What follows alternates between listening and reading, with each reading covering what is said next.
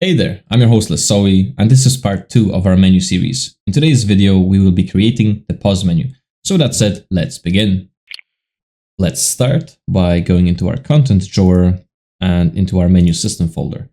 In here, we want to right click, create a new widget, and we want to call this WB_player HUD. Let's open this up. In here, I want to add a canvas panel, and then we can compile and save. Next, let's go ahead and create a new folder. We'll call this our function library. And inside, we'll right click, go to blueprints and create a blueprint function library. We'll call this BPFL or blueprint function library _mouse. And let's open this up. Inside here, the first function I want to create is called show mouse.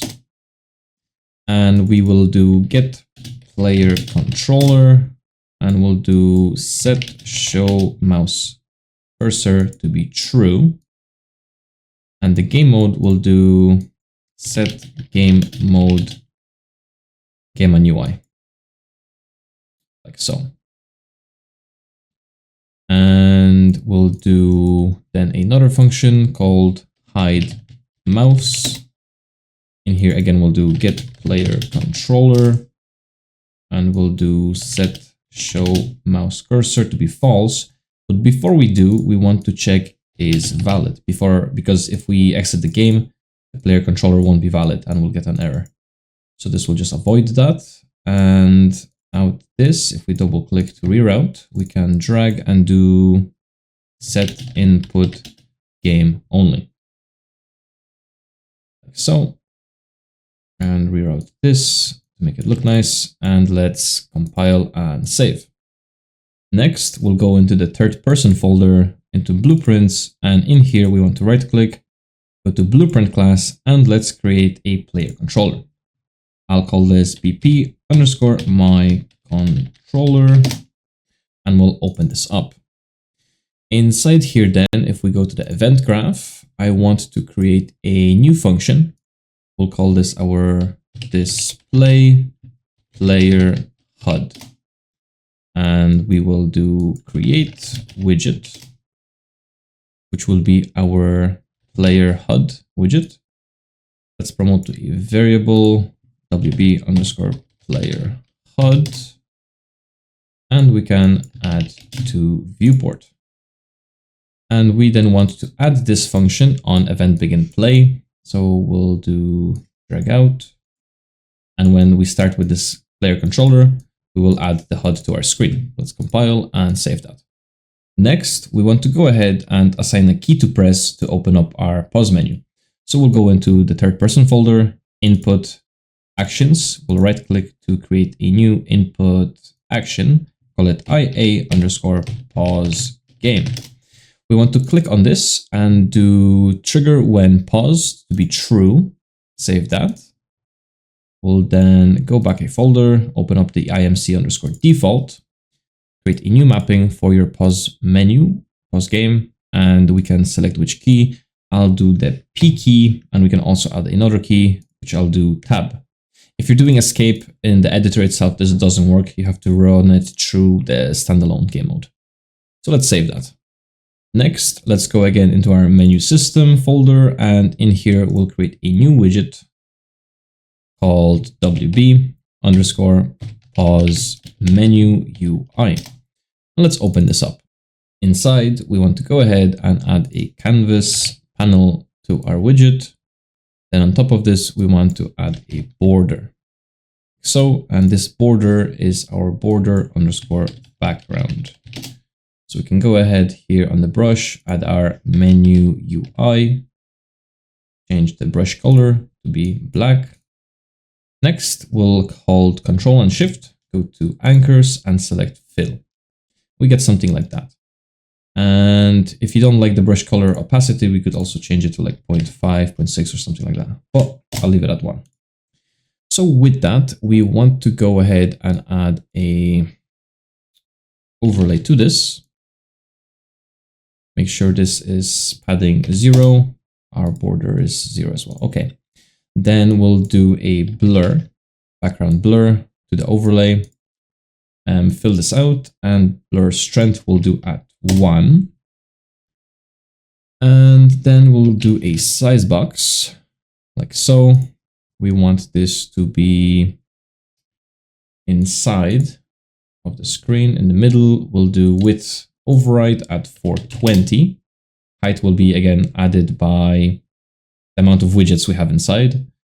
And for padding from top, I'll do 20. So it sits a little bit lower. You can also call this our box underscore outline. And then we'll go ahead and add a vertical box. Let's rename this to our box underscore buttons and grab our menu button and add as many as you wish. I'll do Control C, Control V, then inside the vertical box. For buttons, let's select all of them, do padding 10, and we can also name them. So starting with the first one, button underscore resume. We can type in resume in here. Second button will be button underscore settings. We'll have settings in here. We then want button underscore credits. Credits goes here. And we want button underscore quit. And we have quit in here. And then let's add a text to our overlay. So grab the text, add to overlay. We'll call this our txt underscore menu title. We want to center that at the top, and the padding from top will do 25, size again 124, and for the text we'll do pause menu or game paused, whichever you like. And let's then compile and save. Additionally, whenever we press the quit button, what we'll do is we want to search for a size box again. Grab this into your overlay, and we'll set this to be in the horizontal 2, vertical 2 alignment. From the top, I want the padding to be set at 260. And for the width and height override, we'll do this for 20 by 80. Now inside this box, I'll add a horizontal box like so. Padding 0, perfect. And in here, we'll add 2 more menu buttons. So drag that in there, Control C, Control V, select both to fill. Padding, we can do 10. And we can name them. So this button will be called button underscore menu. We'll type in menu or main menu. Size we can do 36 if it fits, 24. And this one we can do button underscore desktop. And we'll call desktop. And set this to be 24 as well.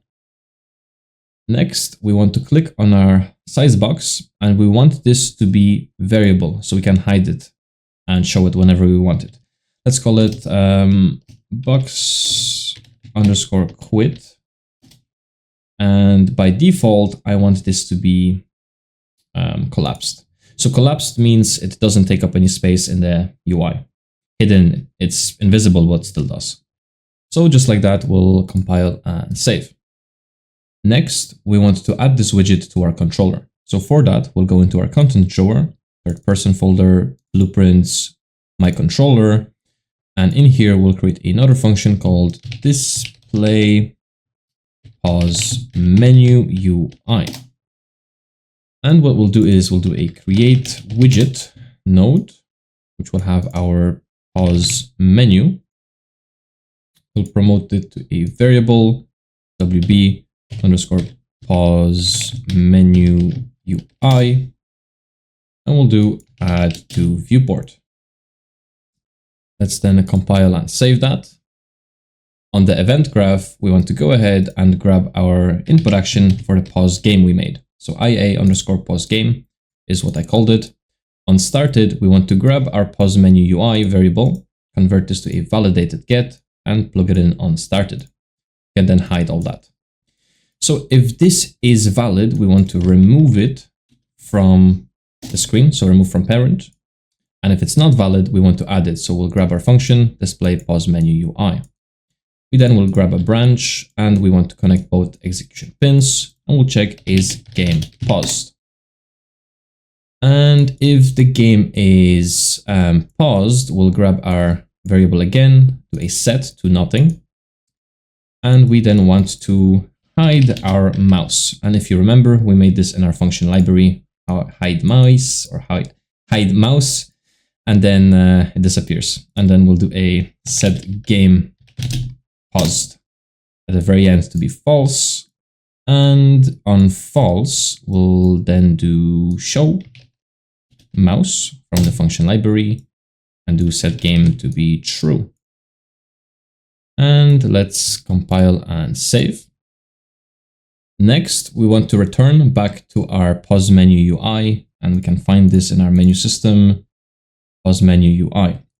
So let's go into the event graph. Inside here, we want to click on our button resume. So unclicked, what we'll do is we'll get our player controller. We then want to check is valid.